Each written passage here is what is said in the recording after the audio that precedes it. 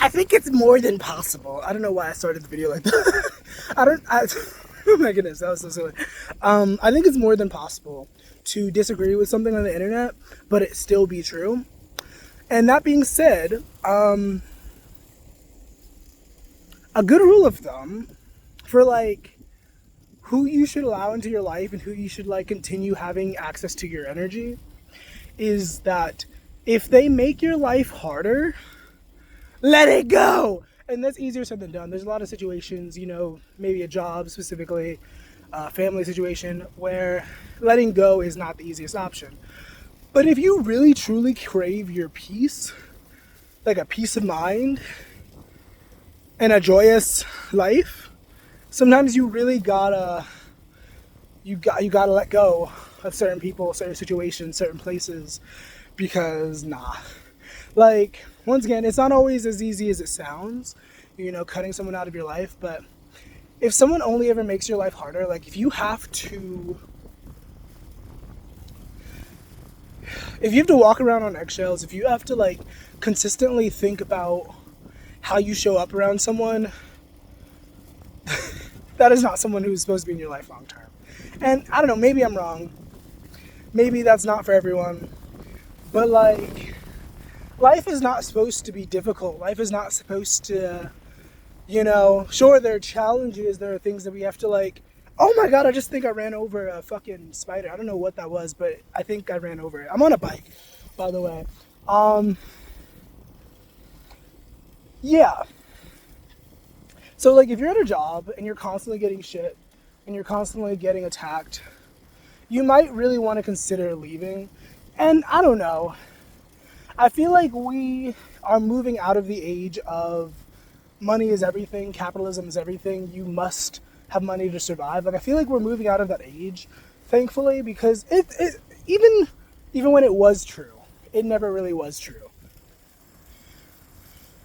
Sorry, I had to scratch. And when I say that, is that it's a false perception. You know, there's so many false perceptions in our society, like, and I think the biggest one, the one that hurts so many of us, is the idea that you have to work in order to survive. Like, I'm not saying there's anything wrong with working. I'm not saying there's anything wrong with making your own money. But, if it starts impacting your mental health in a negative way, baby, stop it. Save yourself. Like, my first job ever was at a Dunkin' Donuts. I love that job. It was very chaotic, it was very messy, it was very traumatic in certain ways, but I love that job. I love working. I love the idea of like just putting my all into a task and serving people while doing it. You know, I love it. But I recognize in like after the fact that I should have left that job much sooner than I did. I stayed there for like 5 years, and then I ended up going back to another Dunkin' Donuts with like one of my managers being my main manager. That's a story in itself. But like, the point is, I think we really need to start prioritizing our mental health and our happiness and our fulfillment. Like, once again, easier said than done. It's so easy to tell someone, hey, you're not being treated right. You need to leave this job. It's so easy to tell someone that. But with that comes a lot of consequences, you know? But if you can tough it out, if you can make it through those consequences, baby, you Gucci. You know what I mean? Oh, shit. There's a car behind me. There's cars in front of me. And this is a very narrow road.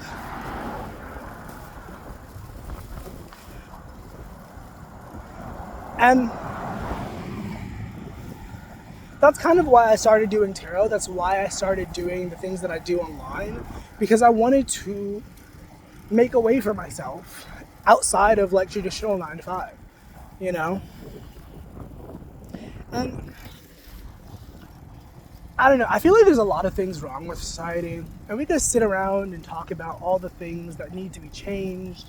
We could. I was in a conversation with someone earlier about this very topic, and it's very true. Like, there's so many things that are wrong with this society. Like, the fact that we strayed so far from our divinity, from nature, the fact that we compete so much. And somebody did put the perspective into my head that competition can be sacred. It can be a beautiful part of nature. Don't get me wrong. Nature's a battle, and no one ever handled it. The ancients did, no. Something like that, but there's still a element of the fuck. I'm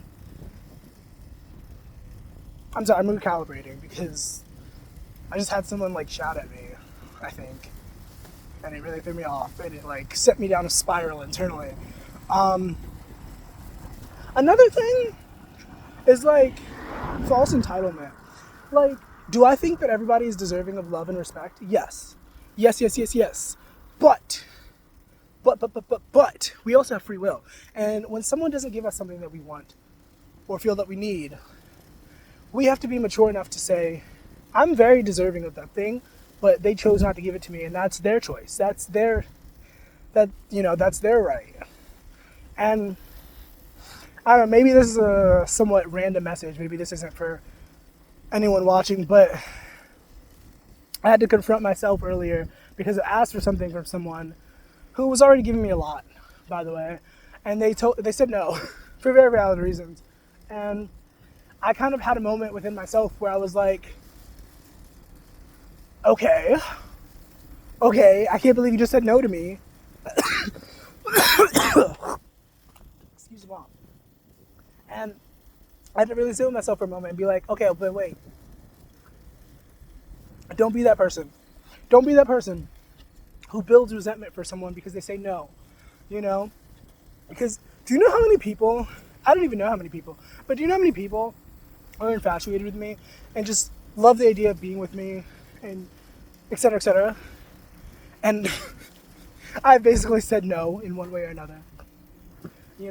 And it's it takes real maturity to be able to want something so badly and to be able to be rejected, I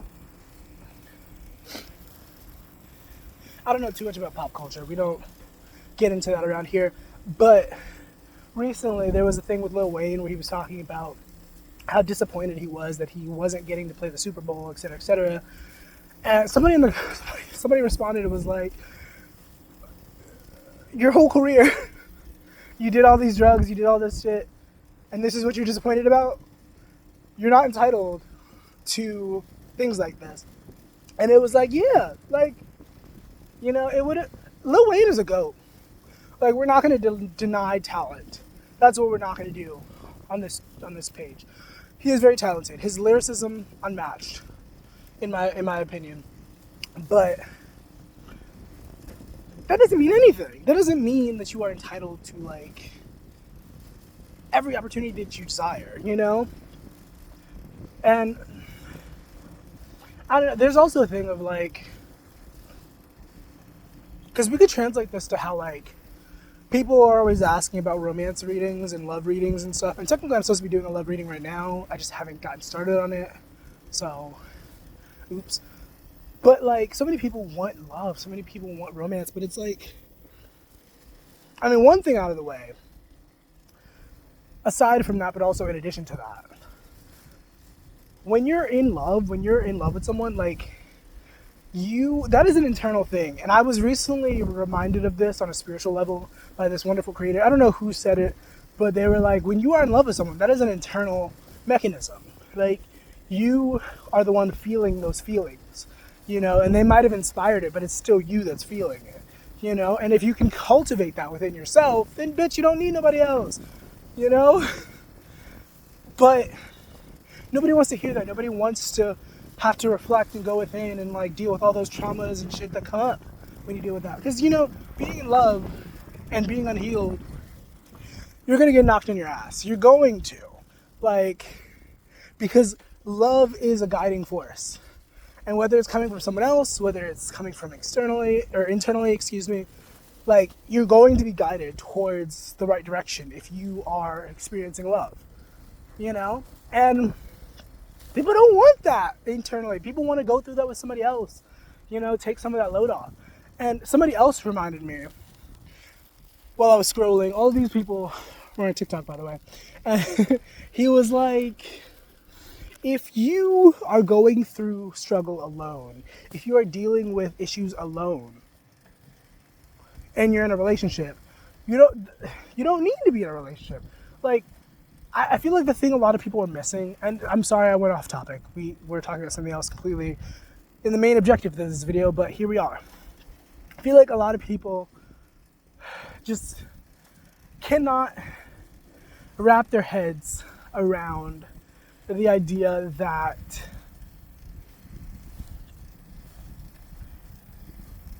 relationships should uplift you. Relationships should be there to help you. And like I said at the beginning of this, if you are in connection with someone and they just make your life worse, they just make your life harder, you have to output more energy, and you're not getting anything back, that's not an ideal relationship. Why would you want to be in connection with someone who only ever takes from you? And I feel like I'm in a very interesting situation. I feel like one day I'm going to talk about this in depth and really get into the nitty gritty, but I'm still in the brunt of it. I'm still, facing it. So I'm going to be patient with that and kind of wait until it feels safe to talk about more in depth. Because if I could reach the surface, whatever you want to say that, I am in a living situation where I am basically getting to live rent-free. Now, the caveat, technically, if we were to go by what we agreed upon verbally, is that I am more or less a sort of pleasure pet. I don't like that term. I was trying not to say what was actually in my brain, because there's so many derogatory terms that we could use for it. Sex worker, prostitute, whatever the fuck. That was the caveat. And I was telling people, I kind of fooled myself into believing that was not why I was there. And I had to really sit with myself and really think about, what we agreed upon. And I was like, oh, yeah, that is what we agreed upon. And we don't do stuff as much as you might think. It's not like an everyday thing I have to give up my body or anything like that. It's not even like that. But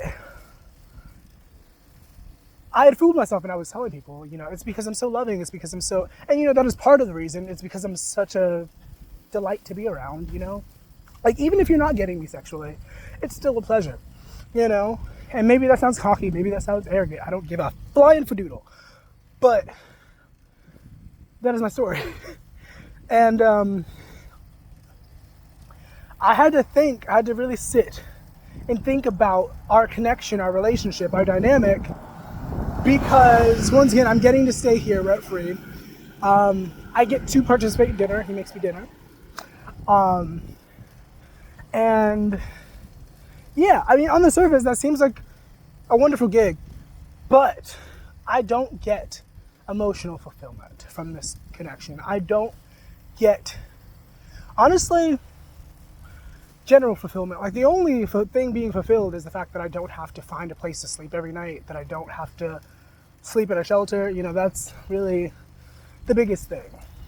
And I had to think, once again, about the dynamic and whether or not I was justified in feeling unsatisfied. And I'm going to always advocate for self-fulfillment. It doesn't matter what the situation is, what the details are. If you are feeling unsatisfied, you deserve more. Bottom line, And I feel like I keep repeating myself. I had to sit with myself and think about, the role that I'm supposed to be playing and et cetera, because I was feeling I'm a multidimensional being. I am a very smart creature. I am very empathetic, very loving, very patient, very understanding. And my gifts and abilities I know for sure would be utilized so well in certain circumstances, certain situations, but I'm not in those situations. I'm not in those circumstances. I'm here where I'm at. And a big part of changing your reality is acceptance. Like, if you can't accept where you are, it's really hard to change anything. And we had a moment a while ago, like a couple weeks ago, where I blew up. We both kind of blew up. He has a little bit of an anger issue thing going on. And once again, I'm a very understanding person. I'm a very patient person. I can take so much for a while, but I couldn't take anymore. And I blew up. And that was the thing. And it really changed the dynamic a little bit. Not by much, but it at least gave both of us an understanding of where the other was, I think. Because I said how I felt. Like, in my anger, I said how I felt. I was like, I feel like you don't pay attention to me and blah, blah, blah, blah, blah, blah, and all this stuff. And I noticed he started making an effort. Like, I almost got kicked out after that day, like on that day. Like, that was a moment. And I had to play the bigger person. I had to really and I was accepting the fact that I had to go. Like, I was taking it as a sign from the universe, like, you don't need to be here. And part of me still feels that way. Part of me still feels like I don't need to be here. Like, because I talk about homelessness. I've talked about homelessness before, and how I low-key had some of the best experiences while being homeless. Like, I felt weirdly so safe. I felt so in tune with my spirituality. It was a whole vibe, I wouldn't necessarily call those moments my glory days, but I would say that those were good times. And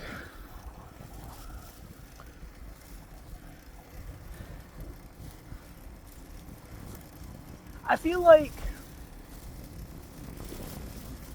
suffering is one of those things that exists whether you choose it or not. But when you choose it, when you actively go through it instead of avoiding it, it's a lot less worse. You can argue with your mama, I don't care. But when you choose it, it's a lot easier to manage, But most of us avoid the initial suffering and make it harder for ourselves in the long run, Being in jobs that we hate, being in relationships that we loathe, just generally not feeling fulfilled in our lives, in our careers, in our relationships. And once again, it's because we choose to avoid the pain. We choose to avoid the pain that comes with accountability and reflection and, et cetera, et cetera. And I don't know, I feel like I've said a lot in this video, and I might have also said nothing, I don't know. But if nothing else from this video, you are going to experience pain in some way, on some level. And the longer you go about trying to avoid it, the worse it's going to be. I always said to myself that I was never going to be homeless. That was just not something that was going to happen for me. And I don't know if it was somebody externally outside of me wishing that for me. I don't know if it was just my own arrogance and the universe was like, you said, well, watch this. But I ended up being homeless. And it taught me a lot about humanity and the human condition and the way that we go through our lives. And I'm very thankful for my experience, hands down. There's no bit of me that wishes that I didn't go through it or wishes that it was different. No, I went through what I went through and I learned so much. I had also had a lot of good times. So, that's that. And I don't know, sometimes we just have to go through the fire to get to the other side. What did she say? in Yes and. What'd she say? Fuck. She said, so walk this way through the fire. Because, you know, it is what it is. Like, you gotta experience it. Like, whatever it is, whether it's rejection, whether it's abandonment, whether it's loss, whether it's whatever it is, there's going to be some level of discomfort. And that's your choice. You don't have to choose to go through it. You can choose the long way. You can choose the dull knife versus the sharp knife. But I can guarantee you, the dull knife, after a while, will feel a lot worse than the sharp knife. Because the sharp knife, if we have to go with that analogy, the sharp knife is a couple quick jabs. But that dull knife, baby, ooh, it's gonna be rubbing up against you for a while. You know, like, so release yourself from the shackles of like obligation and like feeling you have to do things for people that don't do in return for you. Like, if it's in your character, if it's in your nature to just show up for people, to be nice to people, sure, that's one thing. But if you start noticing a pattern of a lack of reciprocity, baby, you gotta go. You gotta go. Or like, better protect yourself and fill your own cup. Because you deserve to be loved just as much as you love anybody else. You can argue with me, I don't know why you would, but you do. That's what I feel in my heart of hearts. You deserve every bit of love that you give out to anybody else. And at some point you will receive that back. That's how that works. What you put out is what comes back to you. But it requires some level of suffering. It requires some level of reflection and accountability and taking responsibility for your choices. You can't always point the finger at other people and be like, you're a bad person. Even if they are objectively a bad person, you're still allowing them in your energy. You're still allowing them into your field.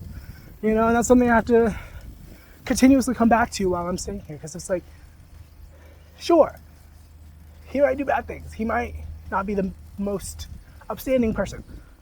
But I am the one choosing to be here. You know? And you might think it's not a choice. I don't have a choice. It's my job. I have to pay my bills. Or it's my family. But you always have a choice.